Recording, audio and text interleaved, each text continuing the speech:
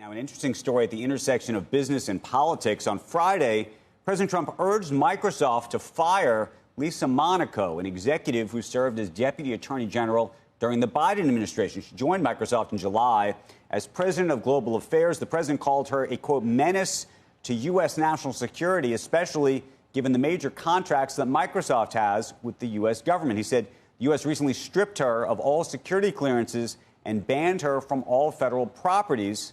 CNBC has reached out to Microsoft about that story on Friday. They declined to comment, but another example of a situation where you have the president trying to reach in to some degree into the world of business and influence, who they're hiring, who they're firing.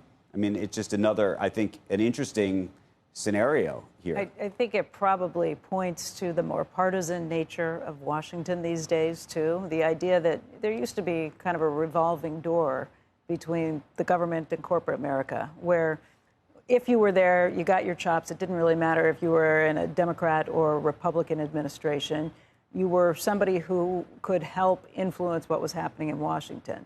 The more partisan the nature, the more lawfare that gets tossed around, the more accusations on both sides. Do you ever remember an instance where the President of the United States, no, especially for somebody who's a lower level, I mean, this is a senior position, but it's not the CEO of the company. She was deputy AG. She was not a low-level person, but no, I don't I'm saying recall. within a company. Right. I mean, and this makes it. I mean, what's so interesting about this is if you are running a business today and you're thinking about hiring somebody, that's what I mean. The revolving door could shut down. Who might have come from one administration, in this case, the Biden administration, or had been involved with the Obama administration, or whatever. Right.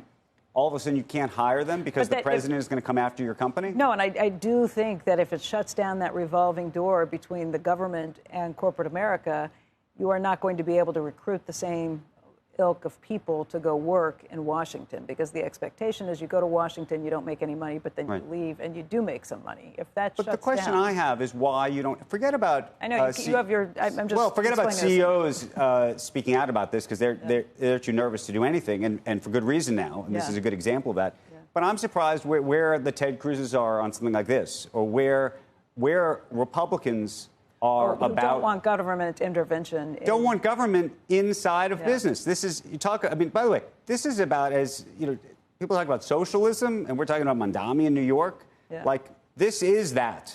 This is that. It's a question for the guests when we have them on. We'll continue this discussion. Yeah.